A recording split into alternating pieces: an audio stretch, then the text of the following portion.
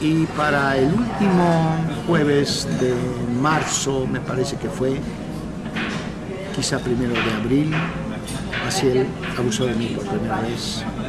Yo hice una rabieta, lloré, me hizo mucho daño. En el año de 1994 fui abusado sexualmente por el sacerdote Nicolás Aguilar Rivera. Padre Nicolás Aguilar Rivera, este sacerdote tiene ya ahorita denunciado 110 niños que ha violado. No sabemos cuántos niños más haya violado, que por miedo no han dicho nada. Y me dice, ¿te masturbas? Me pregunta que si me masturbo. Yo le dije que no. ¿De verdad? Le dije, no, la verdad es que no. Y entonces me dice, lo tengo que comprobar, no digas mentiras, porque ese es pecado, ¿no? Bájate los pantalones. Entonces me bajé los pantalones, bájate los calzones, hasta los tobillos, ¿no? Sigo haciendo de las suyas, y ahora vemos más de 100 víctimas, ¿sí? Y nadie dice nada. La principal conclusión de la comisión es que la Santa Sede adoptó políticas y prácticas que llevaron a la continuación de abusos y a la impunidad de los responsables. Me siento interpelado a hacerme cargo de todo el mal que algunos sacerdotes, bastantes en número, no en comparación con la totalidad, hacerme cargo y a pedir perdón del daño que han hecho por los abusos sexuales de los niños. Señor, me has mirado a los ojos,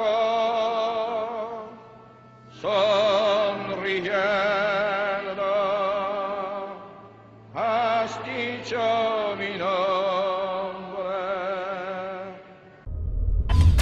Desde hace décadas estalló un escándalo en la Iglesia Católica a nivel global. Un escándalo que ha causado polémica y que ha causado también el cuestionamiento de los cánones más íntimos dentro de la Iglesia. Le estoy hablando del caso de abuso por parte de sacerdotes católicos a niños, a menores de edad. Aquí en México han destacado varios casos, quizá el más emblemático sea el del padre Maciel, un padre muy cercano a la clase económicamente poderosa del país y del mundo, que logró obtener cantidades multimillonarias para el Vaticano. Sin embargo, el padre fue acusado de abusos sexuales en el Vaticano. A lo largo de este programa analizaremos la historia de los abusos sexuales por parte de sacerdotes católicos a menores de edad. Platicaremos con defensores de víctimas que han sufrido estos abusos. Analizaremos si es necesaria la modificación de ciertos cánones, de ciertas reglas dentro de la Iglesia para que esto termine de una vez por todas. Mi nombre es Luis Cárdenas, bienvenidos, esto es Punto Cero. Comenzamos. En el caso particular del peso, lo que hemos visto es que se exageran los movimientos. La Secretaría de Marina Armada de México informa... Cártel de Jalisco Nueva Generación. Aprobado en lo general y en lo particular. 69 en contra.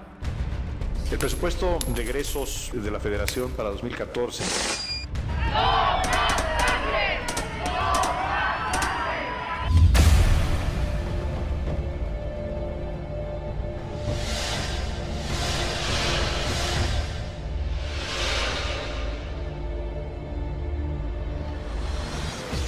Pues para mí la pena de muerte. Que sí los metan a prisión, que los enjuicien como una persona civil. Yo creo que debería de tener castigo judicial y obviamente recluirlos como cualquier otra persona. Que sean excomulgados de su... bueno, a donde pertenezcan. Yo creo que les den cárcel o que les den un castigo muy fuerte porque lo que hacen no tiene perdón. Yo los despellejaría, los sentaría en un hormiguero, chile, limón y sal, no tienen madre. Pues ahora sí que si sirven a Dios, pues ahora sí que Dios los juzgue, ¿no? Y la verdad, pues cómo predicar con ese ejemplo.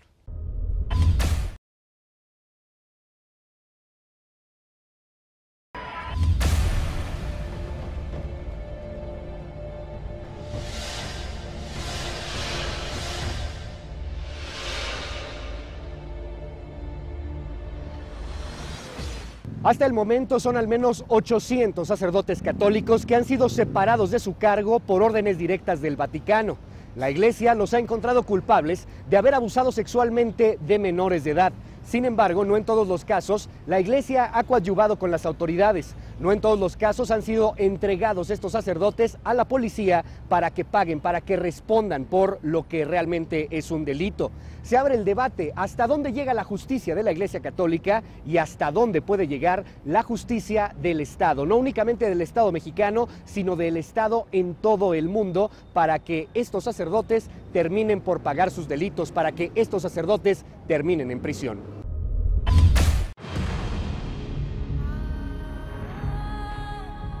En los últimos años, la Iglesia Católica se ha visto sumergida en una serie de críticas hacia sus sacerdotes debido a las constantes denuncias por abuso sexual contra menores. Muchos de estos abusos han salido a la luz pública varias décadas después de ocurridos, aunque la mayoría se ven obstaculizados por la propia jerarquía católica que encubre a los sacerdotes pederastas cambiándolos de parroquias.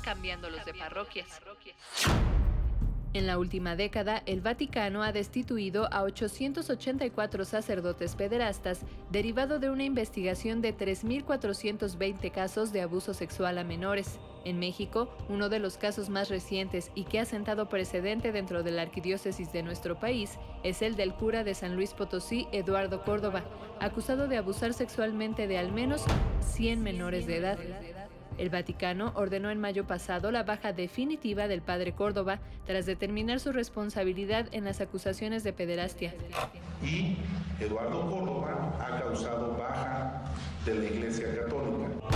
Sin embargo, las investigaciones por parte de la Iglesia Católica contra Córdoba Bautista datan desde 1998, cuando la Arquidiócesis de San Luis Potosí inició un proceso en su contra, pero lo declaró libre de responsabilidad. En 2004 se le abrió un segundo proceso, pero nuevamente fue absuelto en noviembre de 2008. La Procuraduría General de Justicia de San Luis Potosí confirmó que el expadre Eduardo Córdoba se encuentra como indiciado y 19 personas han presentado una denuncia masiva en su contra. En 2002, la Iglesia mexicana fue acusada de cubrir los casos de abuso e incluso de pagar dinero para comprar el silencio de las víctimas. Un caso relevante es el de Marcial Maciel, fundador de la Legión de Cristo, quien murió en 2008 entre acusaciones de abuso sexual contra seminaristas y niños. Y aunque las acusaciones fueron negadas por años por parte de la Legión de Cristo, esta finalmente reconoció públicamente los crímenes realizados por su fundador.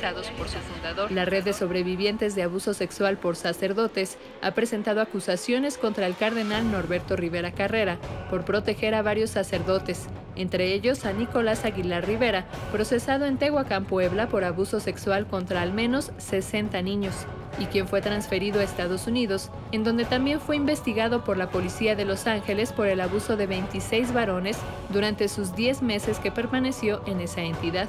En numerosos casos, los padres acusados de pederastia solo han sido sometidos a tratamientos y evaluaciones psicoterapéuticas por parte de las autoridades eclesiásticas.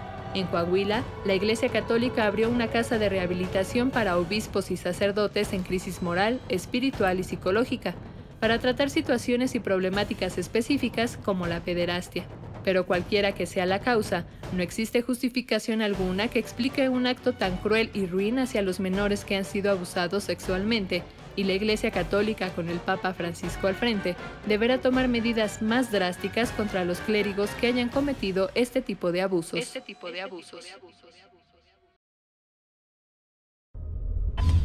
No se olvide de visitar nuestra página en internet www.cerotv.com. Hablamos sobre los abusos sexuales de la Iglesia Católica a menores de edad. Regresamos con más. Uno de los datos muy importantes, muy relevantes, es que la mayoría de las víctimas tardan tiempo, a veces mucho tiempo, en poder expresar lo que vivieron, especialmente cuando son muy pequeños. Incluso tratan de borrarlo como mecanismo de defensa frente a una agresión de esa naturaleza, porque no lo pueden creer. Hay un conflicto interno brutal, pero hay un segundo problema también muy fuerte, a nivel de las familias. Para hablar del caso del padre Córdoba, la familia del muchacho que fue agredido en el 2012, fue la familia, y es la familia hasta hoy, que dijo: no quiero hablar con ninguna autoridad, no quiero ver al obispo, no quiero ver al procurador, no quiero denunciar.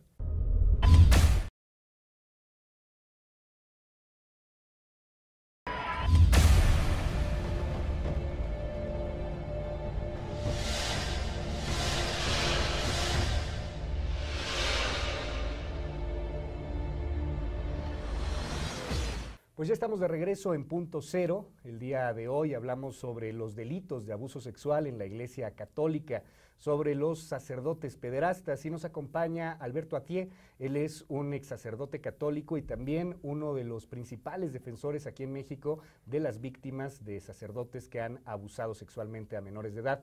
Alberto, gracias por estar con nosotros hoy aquí en Punto Cero. Con muchísimo gusto. Ha habido pues un intento de solapar a muchos sacerdotes que han cometido un delito. En algunas ocasiones los han escondido, en otras ocasiones los han mandado a un retiro espiritual de lujo, y pues las víctimas se quedan con esa sed de justicia, con esa impotencia al haber sufrido abusos sexuales.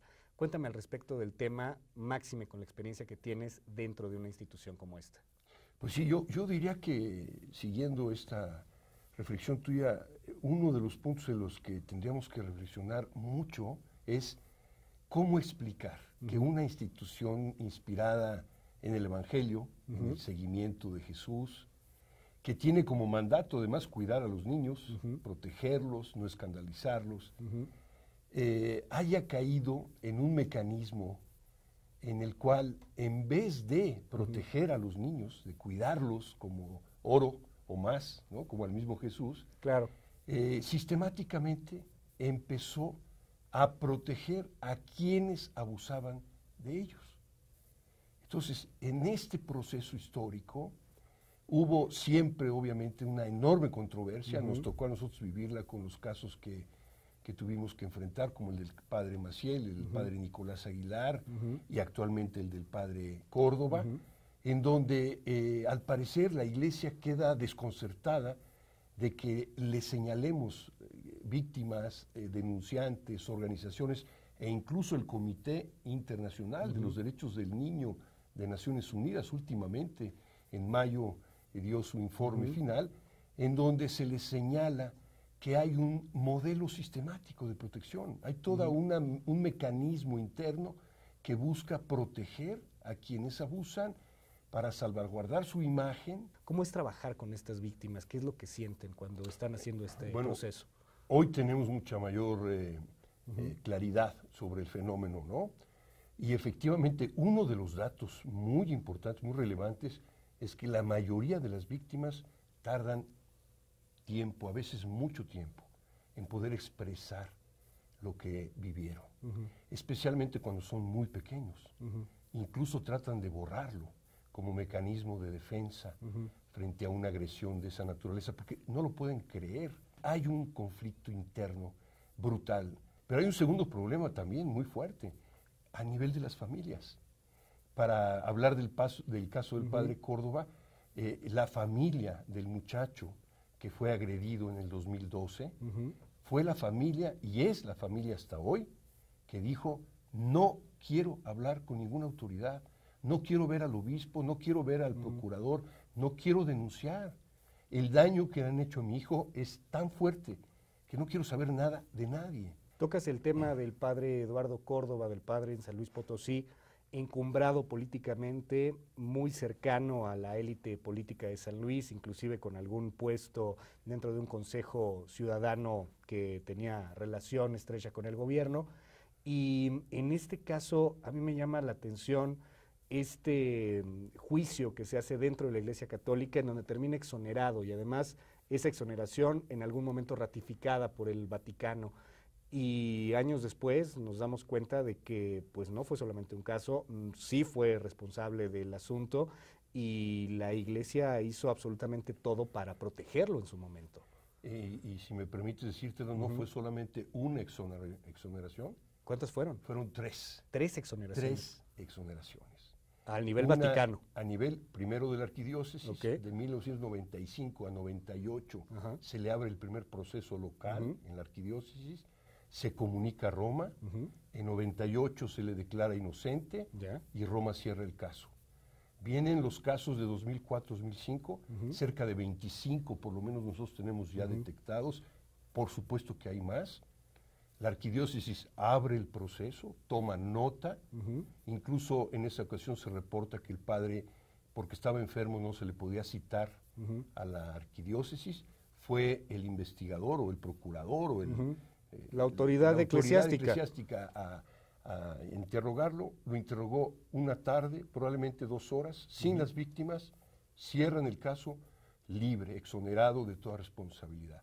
Y luego viene precisamente este último caso, en donde, si me lo permite, se quería decir que yo salí a los medios porque me entero por las familias que al padre ya lo habían sí señalado responsable, pero lo sacaban por abajo del agua. Porque aquí se da una nota que pueden considerar muchos inédita, cuando la Arquidiócesis de San Luis Potosí decide denunciar penalmente al sacerdote, pero al mismo tiempo no le aporta a la autoridad datos de su localización, al mismo tiempo no le dice a la autoridad, ya lo habíamos juzgado nosotros 2 veces al menos por este delito y no lo habíamos considerado culpable y lo exoneramos, y no aporta nada, es decir, no ayuda, pero ellos quieren verse como coadyuvante del Ministerio Público en este tema, cuando además pues ellos no son la víctima, el coadyuvante del Ministerio Público es la víctima, no en este caso pues la institución que protege o de la cual era parte el victimario.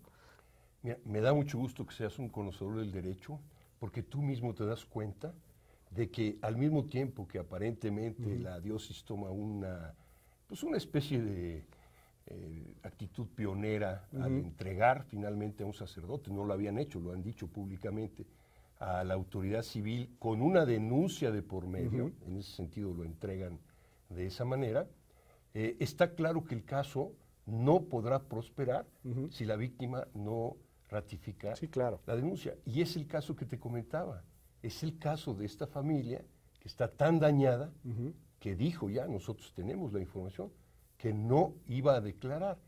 Nosotros estamos buscando que lo haga, no sabemos si lo va a hacer, pero algo que me queda claro es que probablemente no lo vayan a hacer en Ahora, San Luis. hablamos de más de 100 víctimas. De esas 100, ¿no habría uno que se atreviera a denunciarlo? No. Bueno, es que ahí está la otra parte. La diócesis dice, yo ya presenté mi denuncia y hay otra denuncia, pero no dice que esa otra denuncia implica 18 casos. 18 casos, todos ratificados por las víctimas, todos integrados con expedientes, con abogados y con psicólogos. O sea, están perfectamente integrados. Entonces, no, por supuesto que estos 18, pero además quiero anunciar que van a venir más. Vamos a denunciar a la Santa Sede por lo que dice que no hace. Ante el Comité de Naciones Unidas de los Derechos del Niño, dijo, yo no intervengo en los estados, no tengo jurisdicción, no soy responsable de ningún caso local. Bueno, aquí no se han movido si no hay indicaciones de la Santa Sede. Alberto, déjame preguntarte algo. Como ex sacerdote católico, se habla en los medios de comunicación, ha habido ya una declaración al respecto por el mismo Papa Francisco, sobre la posibilidad de que los sacerdotes puedan contraer nupcias, de que los sacerdotes puedan tener parejas, como sucede en algunas otras religiones. No sé si eso realmente fuera un elemento que eliminaría las violaciones a los menores de edad. Bueno, yo siempre he estado por la opción del celibato libre, porque también el celibato es un valor. Es decir, no solo existe en la Iglesia Católica, existe en el budismo, existe en el taoísmo, existen muchas religiones muy antiguas históricamente hablando, porque es un valor. Hay gente que decide consagrarse a una causa ella sola y a ello consagra toda la vida y todo su ser, ¿no? En esa parte yo no le... El tema que veo es la obligatoriedad. Es obligatorio para ser sacerdote católico occidental, porque en Oriente, siendo católicos, se pueden casar. El caso de los coptos, por ejemplo. El caso de los maronitas, de los melquitas, es decir, hay varias iglesias orientales donde se puede optar por el matrimonio o no, queriendo ser sacerdote. Entonces hay una opción libre.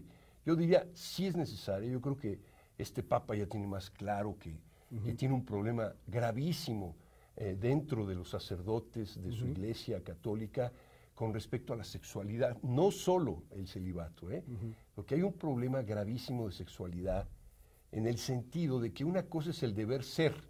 Y otra cosa es lo que es. Y otra cosa es lo que somos los humanos, ¿no? Entonces, o aprendemos a enfrentar nuestra realidad como es, como está siendo, y vemos qué hacemos, o nunca vamos a encontrarle una solución adecuada, ¿no? Y yo creo que ahí está... A ver, me atrevería ya a tocar el tema, Alberto, la homosexualidad en la Iglesia Católica. La homosexualidad en la Iglesia, yo te diría, desde mi punto el lobby de vista, gay. Bueno, a ver, yo distinguiría, ¿no? La homosexualidad en la Iglesia Católica, para mí, como cualquier otro ámbito humano, yo lo veo como una forma de expresar la sexualidad. Yo sí creo que hay un error de identificar a los pederastas con los homosexuales, que eso es lo que tiende la Iglesia Católica. Y eso no solo es un error, es una discriminación. Alberto Atié, muchísimas gracias por estar con nosotros hoy aquí en Punto Cero. Igualmente, muchísimas gracias a ustedes. Gracias. Regresamos. Estos son algunos datos relevantes sobre el tema, de los cuales quizá usted no tenía conocimiento. Lo invito a que visite nuestra página de internet www.cerotv.com. Regresamos. Del conocimiento público. A principios de 2014, México logró reunir 200 casos de pederastia para presentar ante la ONU, mientras que Estados Unidos 65,000. Según los datos del Departamento de Investigaciones sobre Abusos Religiosos y el Centro de Investigaciones del Instituto Cristiano Mexicano, el 30% de los más de 14,000 sacerdotes católicos que aproximadamente existen en México cometen algún tipo de abuso sexual. En 1997, 9 legionarios de Cristo enviaron una carta pública a Juan Pablo II, donde denunciaban los actos de perversión contra menores por parte de Marcial Maciel, a lo que éste respondió que padecía de una extraña enfermedad que los niños lo podían aliviar, por lo que necesitaba una muestra de semen para un examen.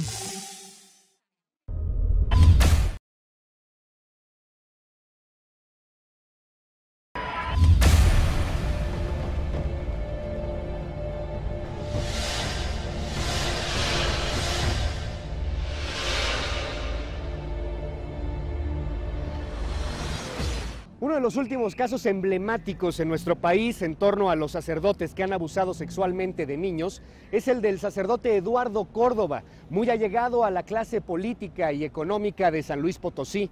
Córdoba, de acuerdo a lo que señalan algunos activistas, pudo haber abusado de al menos 100 niños en los últimos 30 años. El sacerdote les preguntaba si se masturbaban y después los obligaba a tocar sus genitales. En este país, los casos de pederastía han quedado, en lo general, en la impunidad. En este país, lo único que se ha realizado son juicios del Vaticano, juicios eclesiásticos que no tienen ninguna validez ante la justicia mexicana. Se abre el debate también entre los cánones más internos de la Iglesia Católica, entre los principios y valores más íntimos de una religión. ¿Será necesario eliminar o considerar que sea opcional el celibato para que estos hechos terminen? Como siempre, la mejor opinión viene de un ciudadano informado sobre el tema. Como siempre, la mejor opinión viene de usted. Yo soy Luis Cárdenas, nos vemos la siguiente semana.